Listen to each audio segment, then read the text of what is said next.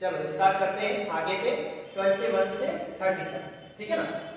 21 है हमारा the bag was yellow, the bag contained money combined with the relative pronoun. अब इसे combine करना है। अब यहाँ पे दो सेंटेंस है, ये पहला सेंटेंस है और ये दूसरा सेंटेंस है। ये दोनों सेंटेंस को क्या करना है, कंबाइन करना है आपस में। अब इसको कंबाइन कैसे करें, तो ये कह रहा है कि कंबाइन विद रिलेटिव प्रोनाउन से। तो यहाँ पे कंबाइन हम एक तो दैट से कर सकते हैं या फिर WH वाले वर्ड से कर सकते हैं। तो WH वाले वर्ड से कैसे करेंगे, यहाँ पे द बैग वाज येलो, जो बैग था वो येलो था, द बैग कंटेन्ड मनी, और जो बैग था वो कंटेंट का मतलब होता है रखना, जो बैग था वो मनी रखता है। अब क्या हो जाएगा ये द बैग विच कंटेंट, अब यहाँ पे लग जाएगा विच, मतलब ये प्रोनाउन का काम करेगा, रिलेटिव प्रोनाउन का है ना विच। द बैग है ना, जो बैग है विच कंटेंट, जो रखता है मनी पैसे, वो येलो, वो येलो था। मतलब क्या किया हमने, दोनों सेंटेंस को आपस में जोड़ दिया, मतलब दो सेंटेंस का हमने क्या बना दिया, एक सेंटेंस बना दिया। पर किसकी मदद से बनाया, विच की मदद से, क्योंकि विच का मतलब यहाँ पे ऐसा होगा जो, है ना। क्योंकि जैसे मैंने आपको पहले कहा था कि यहाँ पे WH वाले वर्ड है, उसके जस्ट बाद यदि हेल्पिंग वर्ब मिलती है तो कब क्यों कहाँ होता है इसका मतलब। लेकिन जब ये जोड़ते हैं दोनों सेंटेंस को, दो सेंटेंस को जोड़ते हैं, तो फिर वहां पे जब, जहां, जो, ऐसा इसका मीनिंग आएगा। यहाँ पे कोई वस्तु है इसलिए अपन यहाँ क्या ले रहे हैं, विच ले रहे हैं। अगर कोई व्यक्ति होता तो यहाँ पे क्या लेते हैं, हु लेते हैं। तो क्या हो जाएगा, द बैग है ना, विच कंटेंट बैग, जो रखता है मनी पैसे, वाज येलो, वो येलो था। अगला क्या है, वी डिड इट, क्या मतलब हुआ इसका, हमने यह किया। ये पास्ट सिंपल का है, चेंज इनटू नेगेटिव, और नेगेटिव में चेंज करना है। अब इसे नेगेटिव में चेंज कैसे करेंगे, तो we did not do it. ये जैसे मैंने पहले भी आपको कहा था, ऐसे सेंटेंस आए थे, ये डू के लिए ही वो पूछते हैं कि ये डू आप लगाते हैं या नहीं लगाते, क्योंकि यहाँ पे जो डिड लगा है ये वास्तव में हेल्पिंग वर्ब नहीं है, ये क्या है, ये तो मेन वर्ब का काम कर रहा है। यहाँ पे डू, डिड, डन, है ना, तो ये वर्ब की सेकंड फॉर्म है। तो जब भी हम नेगेटिव बनाते हैं पास्ट सिंपल को, तो वर्ब की सेकंड फॉर्म किसमें चेंज होता है, हो जाती है वर्ब की फर्स्ट फॉर्म में। और ये डिड नॉट तो हम अलग से लगाते हैं पास्ट सिंपल में, तो क्या हो जाएगा, we did not do it, हमने यह नहीं किया। The servant gave you all the milk, इसका मतलब क्या हुआ, नौकर ने तुम्हें दिया सारा दूध, है ना, ऑल द मिल्क। अब ये पास्ट सिंपल का है क्योंकि वर्ब की सेकंड फॉर्म में, सब्जेक्ट प्लस वर्ब की सेकंड फॉर्म। अब इसमें क्या करना है हमें, make question with how much, इसे क्वेश्चन बनाना है किसके साथ, हाउ मच के साथ, मतलब हाउ मच से इसे इंट्रोगेटिव में बनाना है। तो जब हाउ मच से हम इंट्रोगेटिव बनाएंगे तो सबसे पहले हाउ मच आ जाएगा, और हाउ मच एक्चुअली कोई ना कोई ऑब्जेक्ट जरूर रखता है, जैसे how many books, how many students, how much milk, how much T, how much water, how much knowledge, है ना। इस प्रकार से कुछ ना कुछ ये कंटेंट रखेगा। तो यहाँ पे किसकी बात कर रहे हैं, मिल्क की बात कर रहे हैं, तो हाउ मच मिल्क ये हो जाएगा। अब इसको हमें देखा जाए तो इंट्रोगेटिव बनाना है, हाउ मच मतलब ये इंट्रोगेटिव वर्ड है, WH वाला वर्ड, तो इसे इंट्रोगेटिव बनाना है प्रश्नवाचक हाउ मच से। तो जब ये प्रश्नवाचक बनाते हैं तो जो WH वाला वर्ड है उसके जस्ट बाद क्या आती है, हेल्पिंग वर्ब। अब ये आप कौन सा शब्द है, ये पास्ट सिंपल का है सेंटेंस, तो पास्ट सिंपल में हेल्पिंग वर्ब क्या लगती है, डिड, तो क्या हो जाएगा, how much milk did the servant.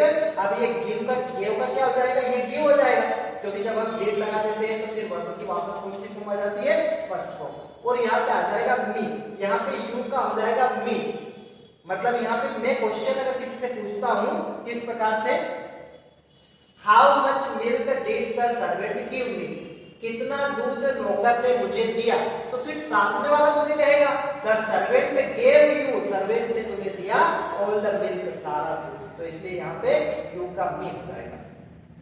अगला है 24, the beggar won't go away, भिखारी नहीं जाएगा। अब ये एक्चुअली वोंट जो है वो विल नॉट से बना है, किससे बना है ये, विल नॉट से। तो the beggar won't go away, beggar नहीं जाएगा, you will give him some money, तुम उसे कुछ पैसे दोगे। अब ये सेंटेंस दोनों अलग अलग है, तुम उसे कुछ पैसे दोगे, भिखारी नहीं जाएगा, ये दो सेंटेंस से देखा जाएगा। क्या कह रहा है ये, कंबाइन अंटिल, इसे अंटिल से कंबाइन करना है, दोनों को जोड़ना है। तो कैसे जोड़ेंगे, तो ये पहला वाला सेंटेंस तो एज इट इज रहेगा, the beggar won't go away, भिखारी नहीं जाएगा। अब जोड़ना है तो किससे जोड़ना है, अंटिल से, तो अंटिल लगा दिया बीच में। अब यहाँ पे एक्चुअली ये जो फ्यूचर वाला है ये फ्यूचर का नहीं रहेगा, ये फिर प्रेजेंट सिंपल का हो जाएगा अंटिल में। क्यों हो जाएगा, क्योंकि इसका मतलब क्या होगा, द भिखारी वोंट गो अवे, भिखारी नहीं जाएगा until you give him some money, जब तक तुम उसे पैसे नहीं देते हो, ऐसा होगा उसका। अगर ये will लगा देंगे तो जब तक तुम उसे पैसे नहीं दोगे तो ये तो फ्यूचर का हो जाएगा। तो वैसे देखा जाए तो until में ये करेक्ट सेंटेंस क्या होगा, the beggar won't go away, भिखारी नहीं जाएगा, until जब तक कि you give him, जब तक तुम उसे नहीं देते हो some money, कुछ पैसे या कुछ रुपए। अगला है रीअरेंज करना है, तो head exam a lot of I during time headache, ये वर्ड इनको क्या करना है, हमें रीअरेंज करना है। तो सबसे पहले सब्जेक्ट आता है, आई जो आई आ गया, फिर हेल्पिंग वर्ब देखें हम, तो हेल्पिंग वर्ब यहाँ पे ये है, यहाँ पे हेल्पिंग वर्ब या मेन वर्ब का काम नहीं करता है ये, तो क्या हो जाएगा, I had a lot of headache, मतलब मेरे पास बहुत ही सर दर्द था, कब था, ड्यूरिंग एग्जाम टाइम, एग्जाम के समय में। तो इस प्रकार से ये रीअरेंज हो जाएगा। अब 26 में देखना, 26 में क्या कह रहा है, आई नो द बॉय, मैं जानता हूं लड़के को, ये प्रेजेंट सिंपल का है, सब्जेक्ट प्लस वर्ब की फर्स्ट फॉर्म। क्या करना है, चेंज पैसिव वॉइस, इसको पैसिव वॉइस में चेंज करना है। कैसे करेंगे, तो द बॉय को आगे लाएंगे, ऑब्जेक्ट जो रहता है वो आगे आ जाता है पैसिव वॉइस में, द बॉय। अब ये हेल्पिंग वर्ब है क्या, हेल्पिंग वर्ब नहीं है और प्रेजेंट का है, तो अगर हेल्पिंग वर्ब नहीं होती और प्रेजेंट का होता है तो इसे मान तीनों से एक लगता है, तो बॉय के साथ क्या फिर बैठेगा, इज, तो क्या हो जाएगा, द बॉय इज, और नो का क्या हो जाएगा, नोन, क्योंकि वर्ब की थर्ड फॉर्म लगती है पैसिव वॉइस में। तो द बॉय इज नोन, लड़के को जाना जाता है, टू मी, मेरे द्वारा। अब यहाँ पे बाय नहीं लगाएंगे, ये जब यहाँ पे प्रोनाउन का जो रहता है आई विल यू, इसमें हम जरूर टू लगाएंगे। तो द बॉय इज नोन, लड़के को जाना जाता है, टू मी, मेरे द्वारा। The boy is my brother, लड़का मेरा भाई है, he is wearing a red cap, वह रेड कैप मतलब लाल टोपी पहने हुए हैं। कंबाइन रिलेटिव क्लोज, अब इसको रिलेटिव क्लोज से कंबाइन करना है। तो यहाँ पे हम देखें दो सेंटेंस है, ये पहला सेंटेंस है और ये दूसरा सेंटेंस है, दोनों सेंटेंस को मिला के एक सेंटेंस बनाना है। अब एक सेंटेंस कैसे बनाएंगे, तो जैसे मैंने अभी आपको कहा कि या तो हम दैट से कनेक्ट करते हैं या फिर WH वाले वर्ड से, तो यहाँ पे क्लोज में हम WH वाले वर्ड से इसको कनेक्ट करें। तो कैसे कनेक्ट करेंगे इसे, the boy who is wearing a red cap, लड़का जो पहने हुए हैं red cap, is my brother, वो मेरा भाई है।